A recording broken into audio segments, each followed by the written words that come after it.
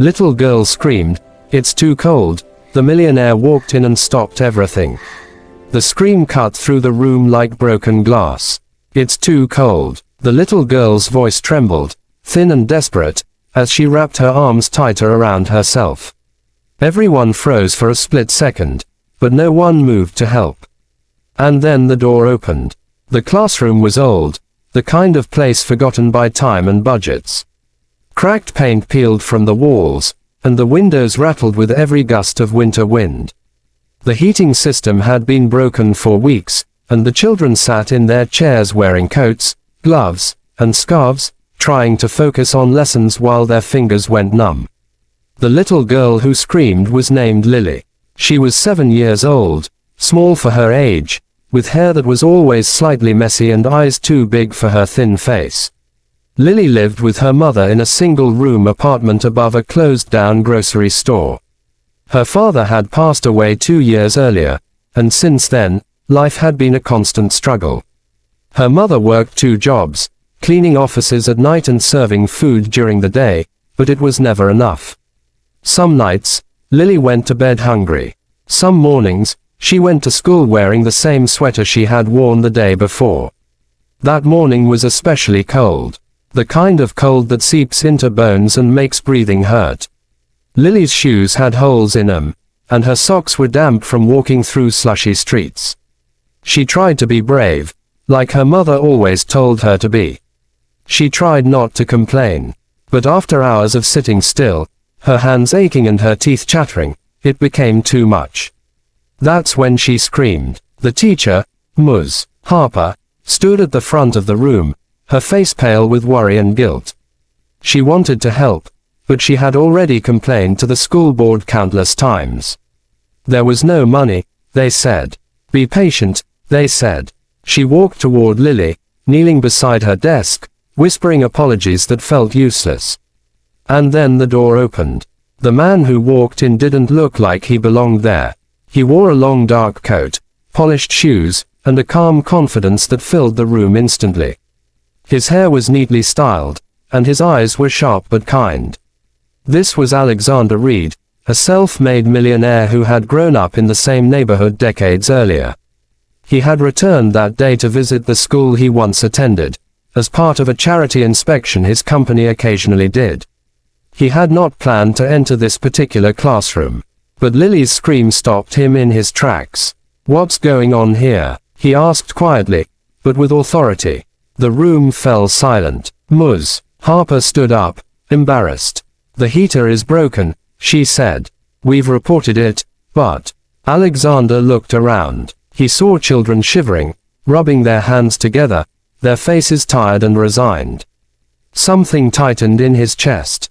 He remembered this cold. He remembered sitting in a classroom just like this, pretending he wasn't freezing because complaining never helped.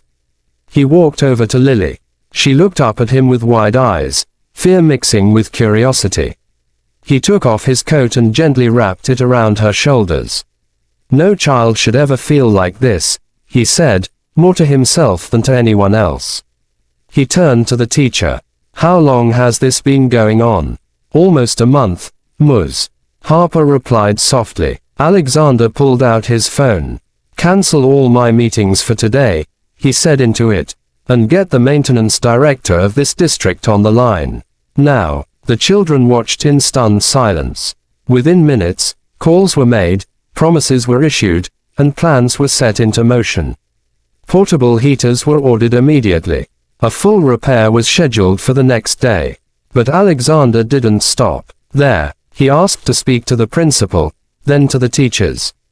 He listened as they spoke about outdated books, broken chairs, and students who came to school hungry. He listened without interrupting, his jaw tightening with every word. Lily watched him from her seat, wrapped in his warm coat. For the first time that day, she wasn't cold. Over the following weeks, everything began to change.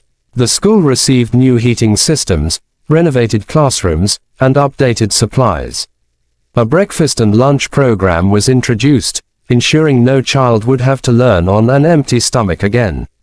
Parents were offered job training programs funded by Alexander's foundation. Lily's mother was one of them. When she received the call offering her a stable job with benefits at one of Alexander's companies, she cried so hard she couldn't speak. For the first time since her husband's death, she felt hope instead of exhaustion. But the challenges didn't disappear overnight.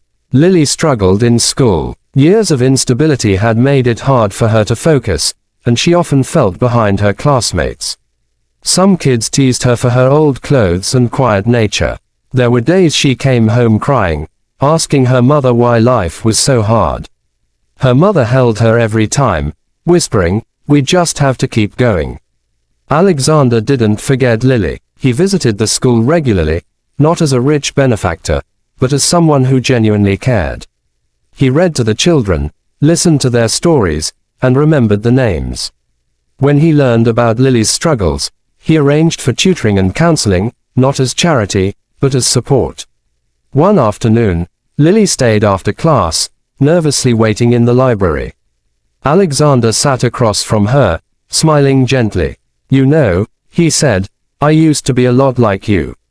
Lily looked at him skeptically. "But you're rich," he chuckled. "I wasn't always. I was cold, and hungry, and scared. Just like you." That was the first time Lily believed that her life could be more than what it was. Years passed. Challenges came in different forms. Lily faced moments of self-doubt, fear of failure, and the lingering pain of loss. Her mother worked hard, sometimes too hard, trying to build a better future. Alexander faced criticism too. People accused him of publicity stunts, of trying to buy goodwill. But he ignored them. He knew why he was doing this. Because he remembered the cold. On the day Lily graduated high school, Alexander sat in the audience. When her name was called, she scanned the crowd until she saw him. Their eyes met, and she smiled through tears. She was going to college on a scholarship funded by his foundation, studying education. She wanted to help children the way she had been helped. After the ceremony, she hugged him tightly. "You saved me," she said. Alexander shook his head. "No," he replied softly. "You saved yourself. I just opened a door." Years later, Lily stood in a classroom of her own. The room was warm, bright, and full of laughter. She watched her students, making sure no one was left behind, no one felt invisible. Sometimes, when winter winds rattled the windows, she remembered the day she screamed.